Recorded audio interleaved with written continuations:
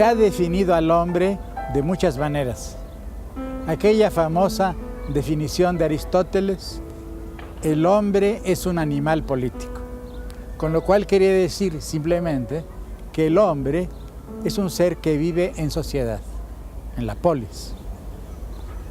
Para los cristianos, el hombre es el Hijo de Dios, pero es un ser caído, pecador.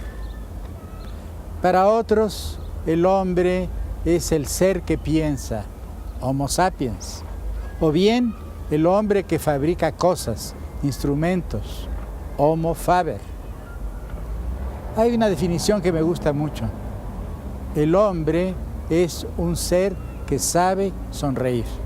Es algo que nos hace falta en el mundo moderno. La sonrisa. Tenemos los aullidos de las fieras y las carcajadas de las hienas, pero lo humano es sonreír, y sonreír sobre todo ante nosotros mismos. La sonrisa está asociada a otra idea del hombre que me atrevo a proponerles a ustedes. El hombre es un ser que pregunta. Desde que nacemos comenzamos a preguntar, y no solamente cada uno de nosotros, sino también todos los hombres y todos los pueblos, todas las sociedades. Incluso podría decirse que la historia de la humanidad es la historia de las preguntas y respuestas que los hombres nos hemos hecho desde que aparecimos en este planeta.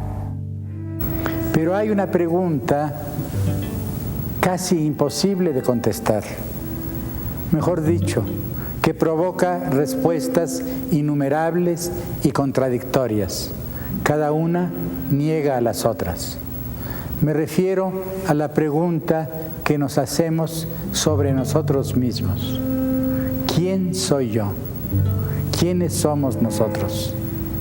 ¿Qué significa ser inglés, francés, persa, argentino?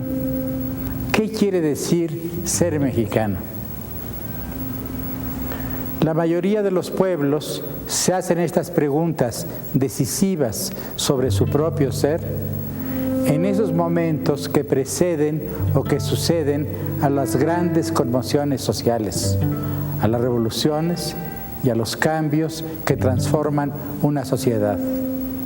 En mi caso, yo me hice la pregunta sobre México y sobre mí mismo después de la Revolución Mexicana, cuando había pasado la época agitada de este gran cataclismo social y el país se preparaba para entrar y vivir un nuevo periodo, este que ahora vivimos. Mi pregunta coincidió con ese momento en que el país se contemplaba a sí mismo, se preguntaba y reflexionaba sobre su propio destino.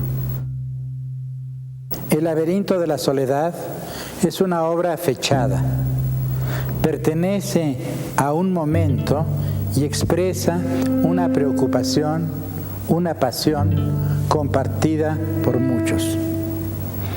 Escribí ese libro en mi treintena, una edad en que se bifurcan los caminos. Hemos dejado la juventud, pero todavía no alcanzamos la madurez. Mi edad biológica y psicológica coincidía con la edad histórica de México. Otra circunstancia personal. Escribí mi libro en el extranjero, en Francia, en 1949. Sus páginas fueron el resultado de una doble experiencia, la de los Estados Unidos, en donde viví varios años, y la de Europa.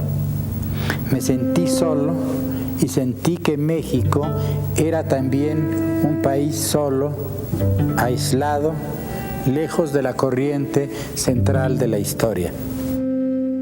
Al reflexionar sobre la extrañeza que es ser mexicano, descubrí una vieja verdad. Cada hombre oculta un desconocido.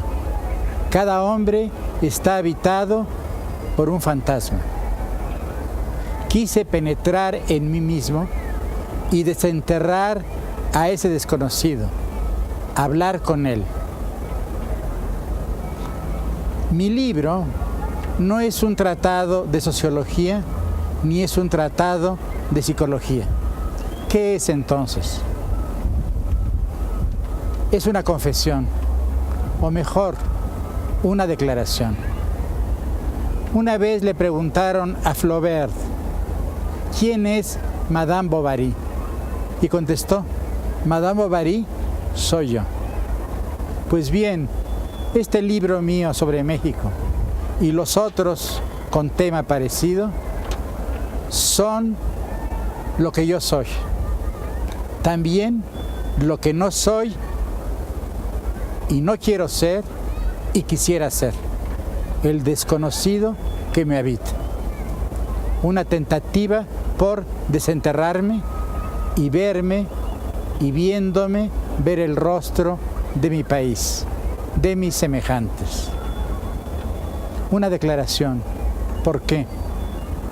Hay un poema famoso del poeta romano Catulo que dice así: amo y odio. ¿Por qué? No lo sé, pero lo siento y me torturo. En efecto, el amor es una pasión misteriosa, hecha de opuestos, deseo y temor, ternura y celos, ferocidad y caricias, egoísmo y desinterés. Ustedes van a oír y a ver una declaración de amor.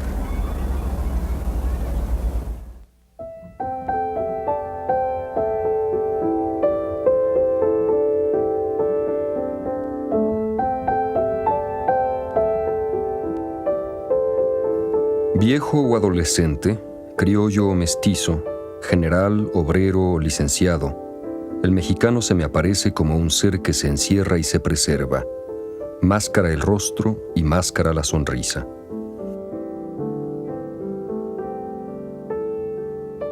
Plantado en su arisca soledad, espinoso y cortés a un tiempo, todo le sirve para defenderse: el silencio y la palabra, la cortesía y el desprecio, la ironía y la resignación.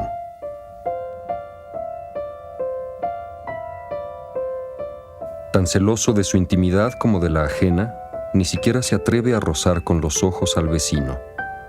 Una mirada puede desencadenar la cólera de esas almas cargadas de electricidad. Atraviesa la vida como desollado. Todo puede herirle, palabras y sospechas de palabras. Su lenguaje está lleno de reticencias, de figuras, de alusiones, de puntos suspensivos. En su silencio hay repliegues, matices, nubarrones, arcoíris súbitos, amenazas indescifrables. Entre la realidad y su persona establece una muralla, no por invisible menos infranqueable. El mexicano siempre está lejos, lejos del mundo y de los demás, lejos también de sí mismo.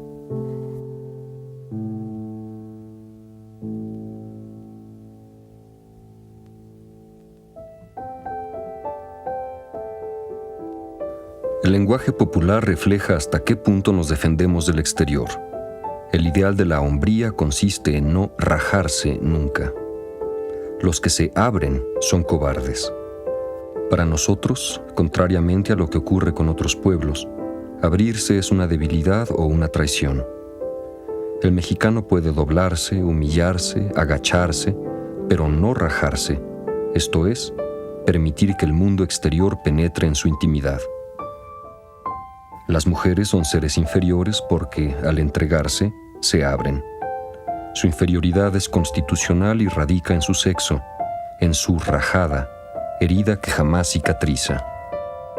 El macho mexicano es un ser hermético, encerrado en sí mismo, capaz de guardarse y guardar lo que se le confía. La hombría se mide por la invulnerabilidad ante las armas enemigas o ante los impactos del mundo exterior. El estoicismo es la más alta de las virtudes guerreras y políticas. Nuestra historia está llena de frases y episodios que revelan la indiferencia de nuestros héroes ante el dolor o el peligro. Desde niños nos enseñan a sufrir con dignidad las derrotas, concepción que no carece de grandeza. Y si no todos somos estoicos e impasibles como Cuauhtémoc y Juárez, al menos procuramos ser resignados, pacientes y sufridos. La resignación es una de nuestras virtudes populares. Más que el brillo de la victoria, nos conmueve la entereza ante la adversidad.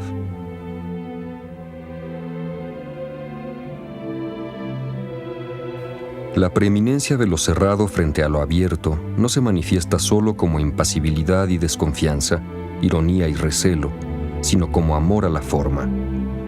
Esta contiene y encierra la intimidad, impide sus excesos, reprime sus explosiones, la separa y aísla, la preserva. La doble influencia indígena y española se conjugan en nuestra predilección por la ceremonia, las fórmulas y el orden. Quizá nuestro tradicionalismo, que es una de las constantes de nuestro ser y lo que da coherencia y antigüedad a nuestro pueblo, parte del amor que profesamos a la forma, de los rituales religiosos a las ceremonias cívicas y a las fórmulas de la cortesía.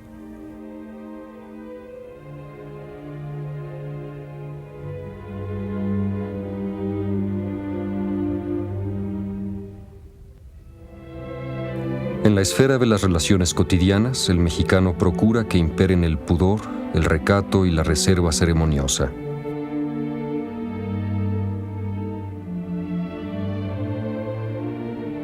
El pudor tiene un carácter defensivo, como la muralla china de la cortesía o las cercas de órganos y cactos que separan en el campo a los jacales de los campesinos.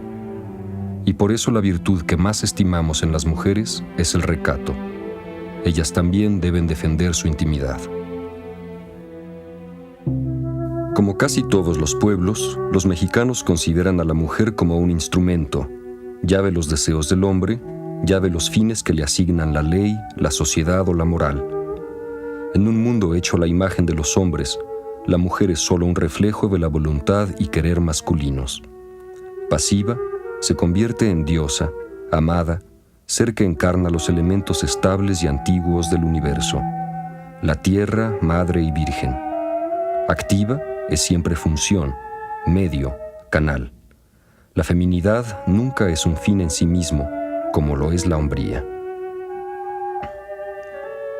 La mexicana acepta el cuerpo, pero en apariencia no tiene voluntad. Su cuerpo duerme y solo se enciende si alguien lo despierta. Nunca es pregunta, sino respuesta, materia fácil y vibrante que la imaginación y la sensualidad masculina esculpen. Frente a la actividad masculina, la mexicana opone un cierto hieratismo, un reposo hecho de espera y pasividad. El hombre revolotea a su alrededor, la festeja, la canta, hace caracolear su caballo o su imaginación. Ella se vela en el recato y la inmovilidad. Es un ídolo. Como todos los ídolos, es dueña de fuerzas magnéticas cuya eficacia y poder crecen a medida que el foco emisor es más pasivo y secreto. Analogía cósmica. La mujer no busca, atrae, y el centro de su atracción es su sexo, oculto, pasivo, inmóvil sol secreto.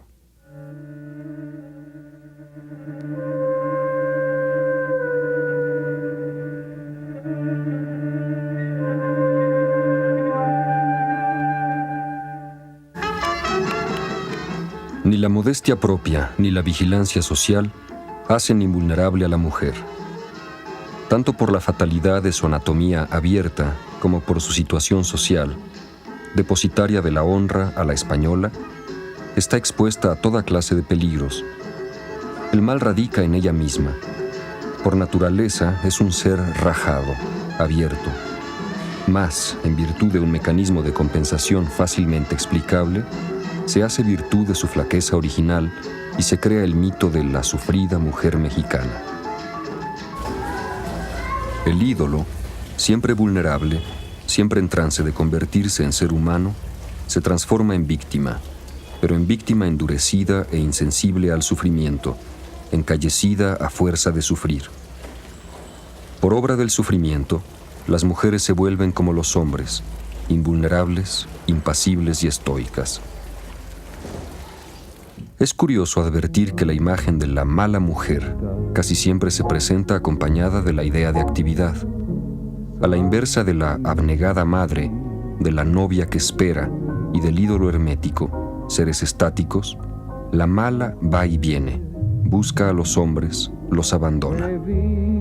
Por un mecanismo análogo al que opera en los hombres, su extrema movilidad la vuelve invulnerable. La mala es dura, impía, independiente, como el macho.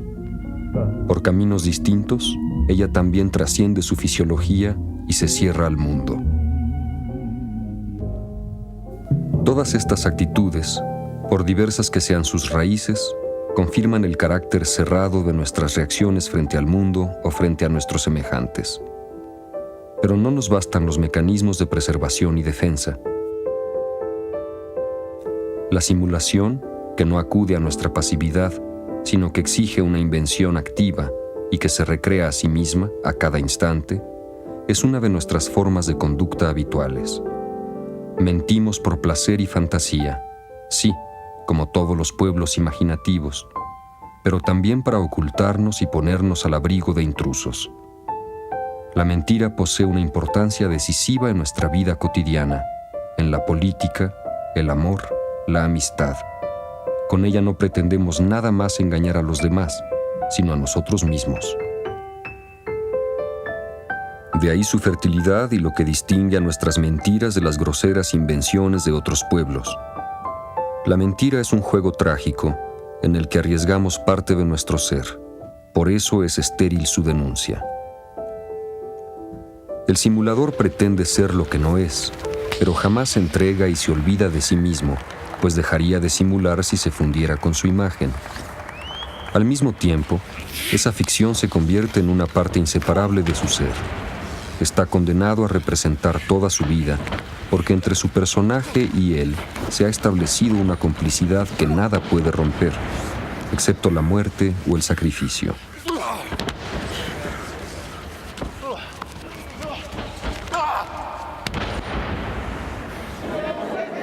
Simular es inventar, o mejor, aparentar, y así eludir nuestra condición. La disimulación exige mayor sutileza. El que disimula no representa, sino que quisiera hacerse invisible, pasar desapercibido, sin renunciar a ser. Así, se contrae, se reduce, se vuelve sombra y fantasma, eco. No camina, se desliza, no propone, insinúa. No replica, rezonga, no se queja, sonríe. En sus formas más radicales, el disimulo llega al mimetismo. El indio se funde con el paisaje, se confunde con la barda blanca en que se apoya en la tarde, con la tierra oscura en que se tiende a mediodía, con el silencio que lo rodea. Se disimula tanto su humana singularidad que acaba por abolirla, y se vuelve piedra, pirú, muro, silencio, espacio. No solo nos disimulamos a nosotros mismos y nos hacemos transparentes y fantasmales, también disimulamos la existencia de nuestros semejantes. No quiero decir que los ignoremos o los hagamos menos, actos deliberados y soberbios. Los disimulamos de manera más definitiva y radical, los ninguneamos. El ninguneo es una operación que consiste en hacer de alguien ninguno. La nada de pronto se individualiza, se hace cuerpo y ojos, se hace ninguno. Don Nadie, padre español de ninguno, posee don, vientre, honra, cuenta en el banco y habla con voz fuerte y segura. Don Nadie llena su mundo con su vacía y vocinglera presencia. Es banquero, embajador, hombre de empresa, es funcionario o influyente y tiene una agresiva y engreída manera de no ser. Ninguno es silencioso y tímido, resignado. Es sensible e inteligente. Sonríe siempre, espera siempre. Ninguno no se atreve a no ser. Oscila, intenta una y otra vez ser alguien. Al fin, entre vanos gestos, se pierde en el limbo de donde surgió. Ninguno es la ausencia de nuestras miradas, la pausa de nuestra conversación, la reticencia de nuestro silencio. Es el nombre que olvidamos siempre por una extraña fatalidad, el eterno ausente, el invitado que no invitamos, el hueco que no llenamos. Es una omisión, y sin embargo, ninguno está presente siempre. Es nuestro secreto, nuestro crimen y nuestro remordimiento. Por eso, el ninguneador también se ningunea. Él es la omisión de alguien. Y si todos somos ninguno, no existe ninguno de nosotros. El círculo se cierra y la sombra de ninguno se extiende sobre México. El mexicano, discreto y cortés, a ratos hosco y otros reservado, de pronto se abre al mundo y muestra un rostro desconocido. Es el mismo de siempre y es otro. Expresión desconocida, nueva, alegría o tristeza, explosión de júbilo o alarido de pena. Estamos ante lo que he llamado la dialéctica de lo cerrado y lo abierto, ante el choque entre la forma cerrada sobre sí misma y la energía interior que la hace estallar. Hay una hermosa costumbre mexicana que expresa de una manera muy poética y plástica, muy viva, esta dualidad. La piñata es una vasija de barro recubierta por adornos de papel de colores que la transforma en un objeto fantástico. Suspendida por una cuerda, la piñata se mece en el aire, rodeada de la admiración de los espectadores.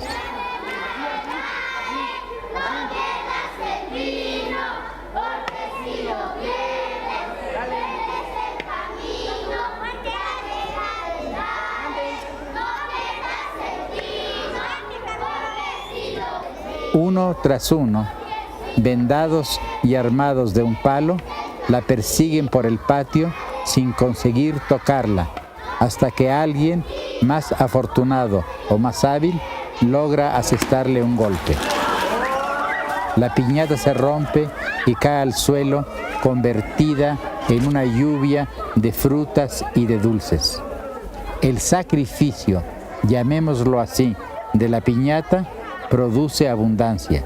Es la imagen viva de la fiesta mexicana. Es imposible no asociar la fiesta de la piñata a una experiencia que todos los hombres han tenido, que todas las civilizaciones han conocido y que todas han transformado en mitos y leyendas. Me refiero a la nube negra o cárdena que está en el cielo. Me refiero al trueno que la golpea y al relámpago que la desgarra, a la nube que se transforma en lluvia, en resurrección anual de la naturaleza.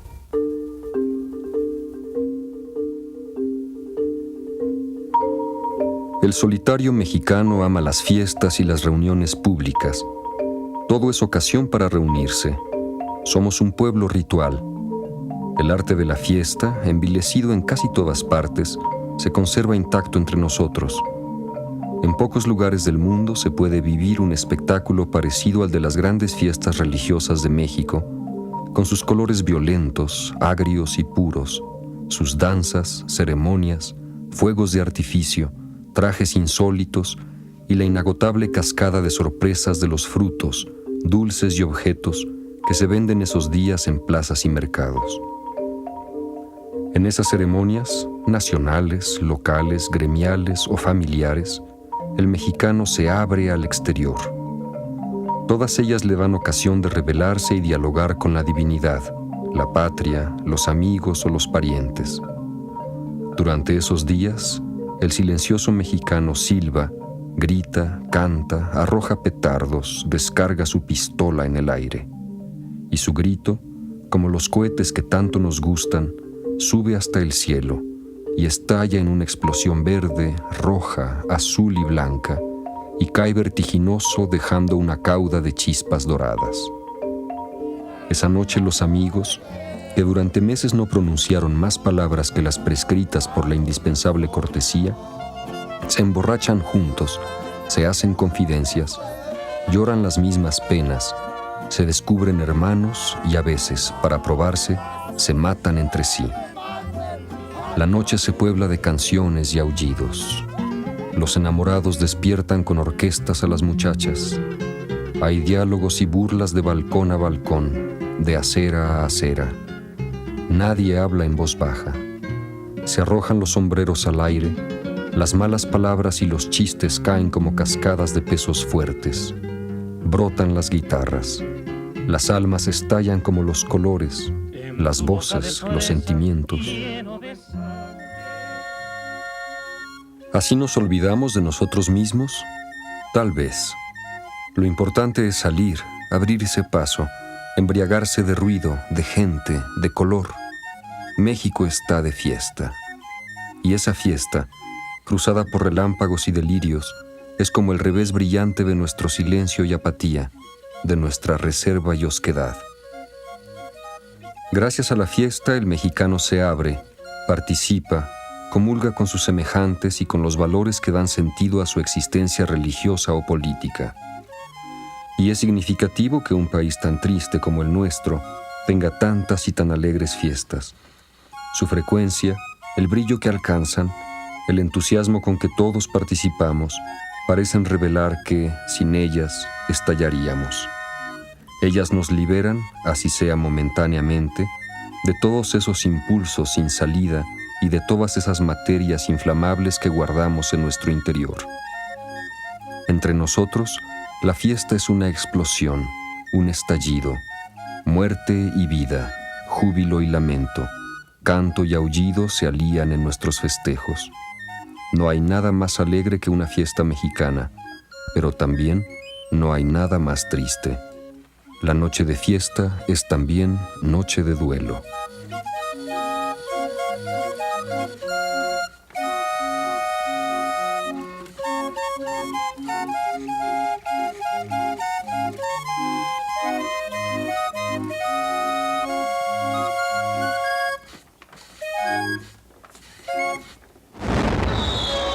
En la fiesta tocamos, durante un instante vertiginoso, los dos extremos del ser.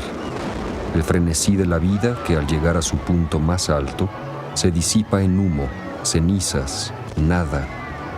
Es el cohete que asciende, estalla en colores y desaparece en el vuelo nocturno. La fiesta está habitada por la muerte.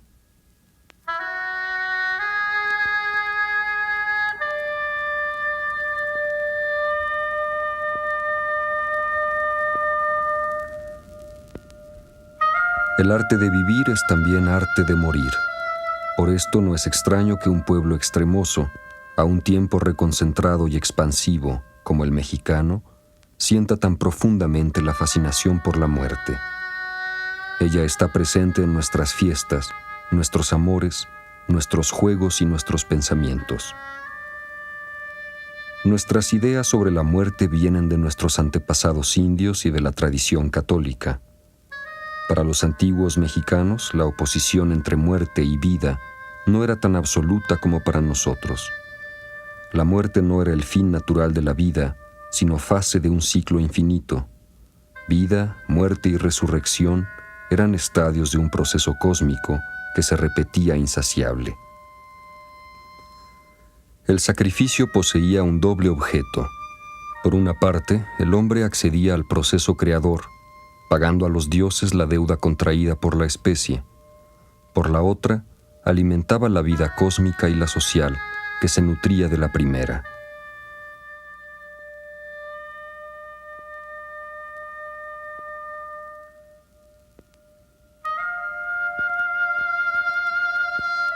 El advenimiento del catolicismo modifica radicalmente esta situación. El sacrificio y la idea de salvación, que antes eran colectivos, se vuelven personales.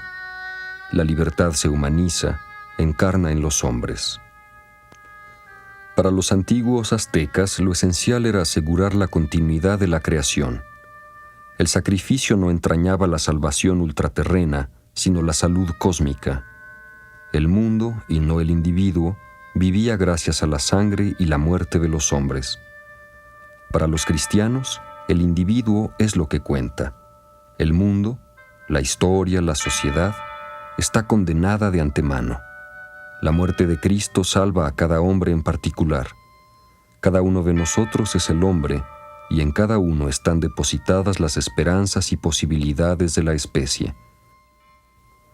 La redención es obra personal. Lo mismo para los pueblos que para los individuos, la cuestión del origen es central. A la pregunta ¿quién soy?, sucede siempre, eco y respuesta, la otra pregunta: ¿de dónde vengo? Ante el misterio de su origen, los pueblos inventan primero mitos y leyendas, después relatos históricos y teorías filosóficas. No necesito recordar, por ejemplo, la historia de la mítica peregrinación de los aztecas hasta que llegaron a México Tenochtitlan. Generalmente, la cuestión del origen se desdobla en la cuestión de la legitimidad. El ejemplo del pueblo azteca me parece, en este caso, también muy útil. Para los aztecas era fundamental probar que eran los herederos de Tula, la ciudad que había dominado a la náhuatl.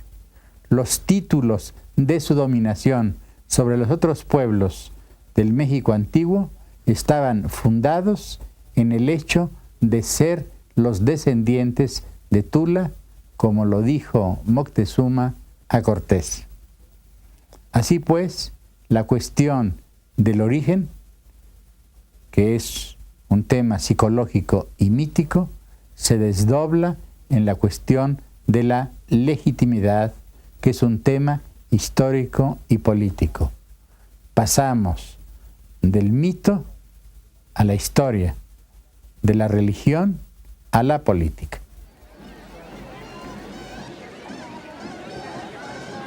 Los pueblos responden a la pregunta sobre su origen no solo con mitos y teorías históricas y políticas, sino también con rituales y ceremonias.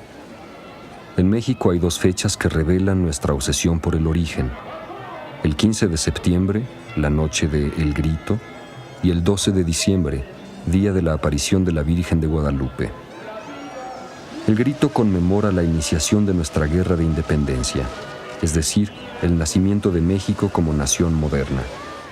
Más que una ceremonia, es un ritual, una vuelta simbólica al origen, al momento de nuestro nacimiento. Los protagonistas del rito son el presidente y el pueblo congregado en la Plaza Mayor. En las provincias, los gobernadores y los alcaldes desempeñan la función del presidente de la República. El presidente es una reencarnación momentánea de otra figura, la del padre Hidalgo, el iniciador de la independencia.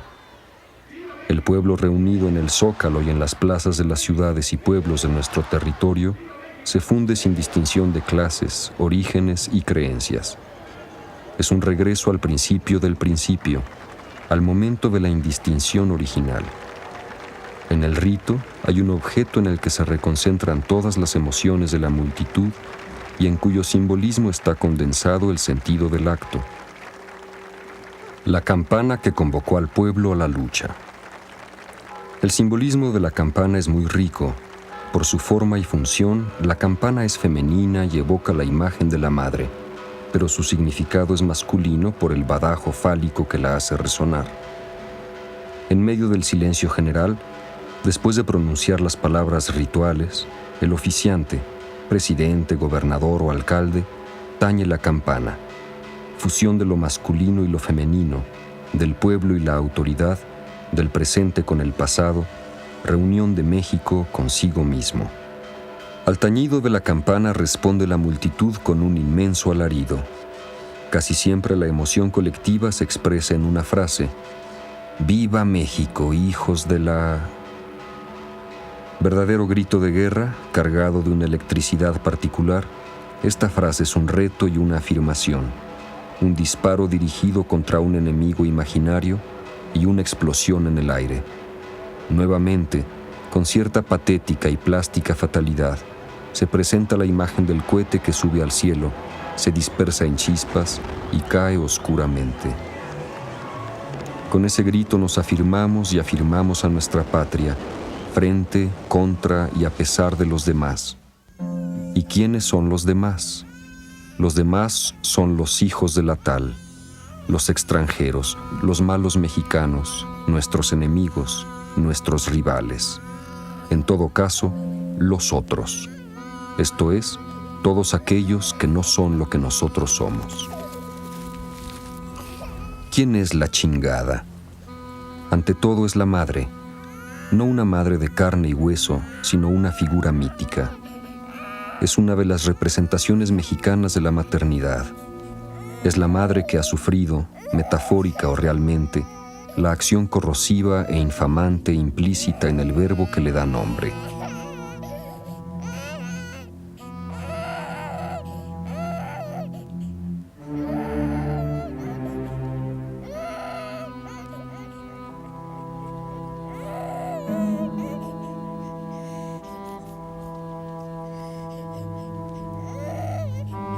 Es una voz mágica.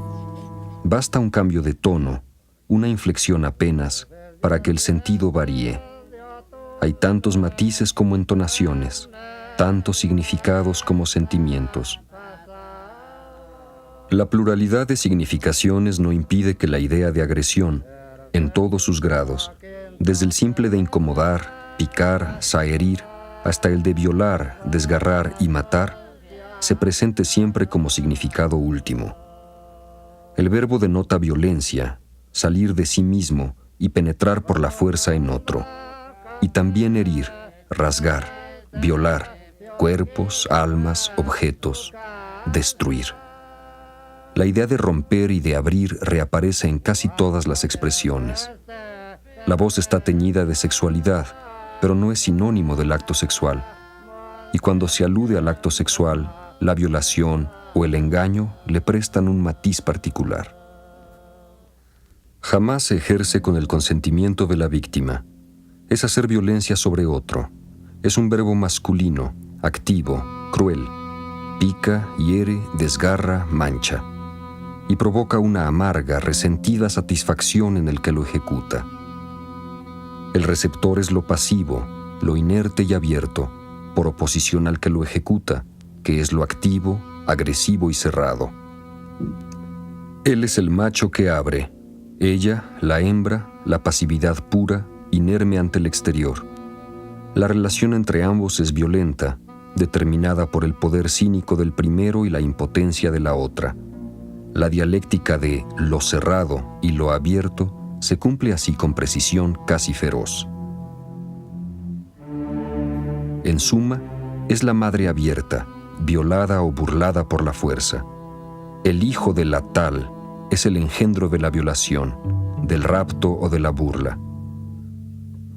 Si esa expresión es una representación de la madre violada, no me parece forzado asociarla a la conquista, que fue también una violación, no solamente en el sentido histórico, sino en la carne misma de las Indias. El símbolo de la entrega es Doña Malinche, la amante de Cortés. Doña Marina se ha convertido en una figura que representa a las Indias, fascinadas, violadas o seducidas por los españoles. Ella encarna lo abierto, lo violado, frente a nuestros indios, estoicos, impasibles y cerrados. Cuauhtémoc y Doña Marina son así dos símbolos antagónicos y complementarios. Y si no es sorprendente el culto que todos profesamos al joven emperador, único héroe a la altura del arte, imagen del hijo sacrificado, tampoco es extraña la maldición que pesa contra la Malinche.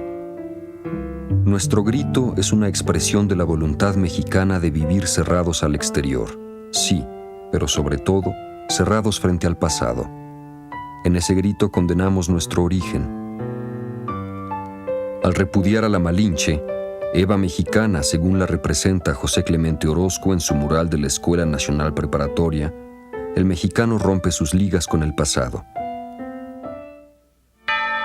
La aparición de la Virgen de Guadalupe, precisamente en el santuario de una diosa india, tiene un significado diametralmente opuesto al de la Malinche.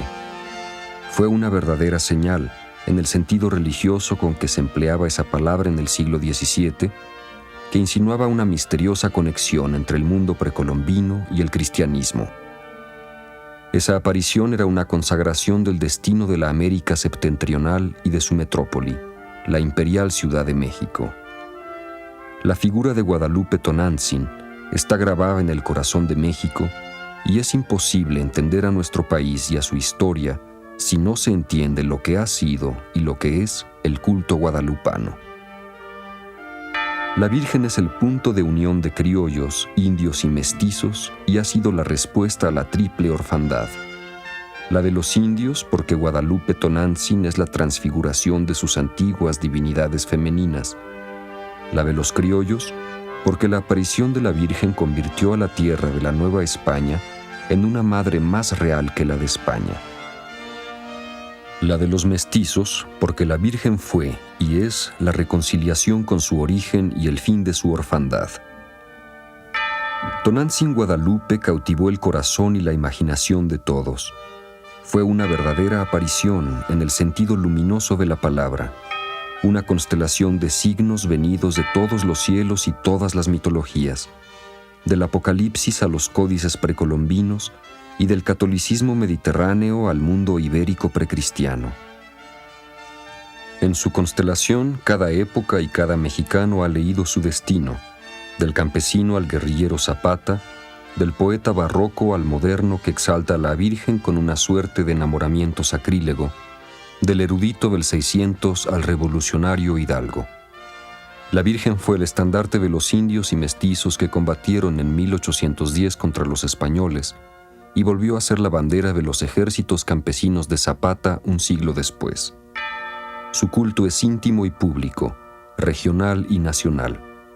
La fiesta de Guadalupe, el 12 de diciembre, es todavía la fiesta por excelencia, la fecha central en el calendario emocional del pueblo mexicano.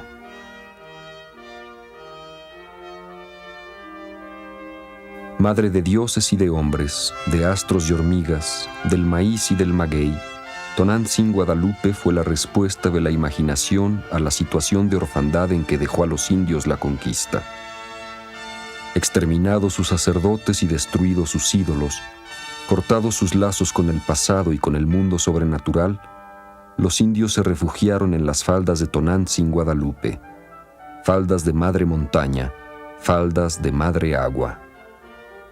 Su situación ambigua en Nueva España produjo una reacción semejante de los criollos. Buscaron en las entrañas de Tonantzin Guadalupe a su verdadera madre, una madre natural y sobrenatural, hecha de tierra americana y teología europea. Para los criollos, la Virgen Morena representó la posibilidad de enraizar en la tierra de Anáhuac. Fue matriz y también tumba. Enraizar es enterrarse. En el culto de los criollos a la Virgen hay la fascinación por la muerte y la oscura esperanza de que esa muerte sea transfiguración.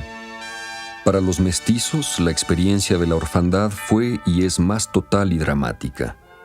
La cuestión del origen es para el mestizo la central, la cuestión de vida y muerte.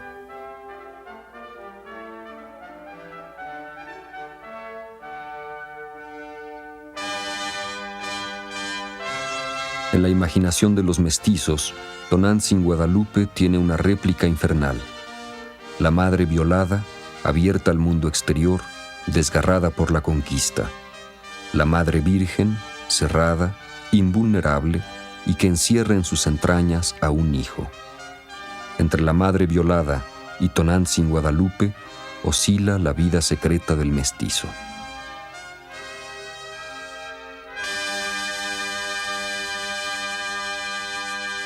En las actitudes de los mexicanos, y muy especialmente en aquellas relativas al misterio del origen, hay dos actitudes, una de unión y otra de separación, de afirmación comunitaria y de negación del otro.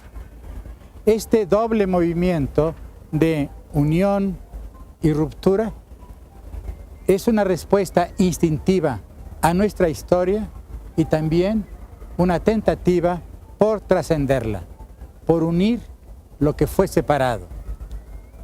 En el curso de estos programas vamos a ver cómo se desarrolla en la historia de México este doble ritmo de unión y separación.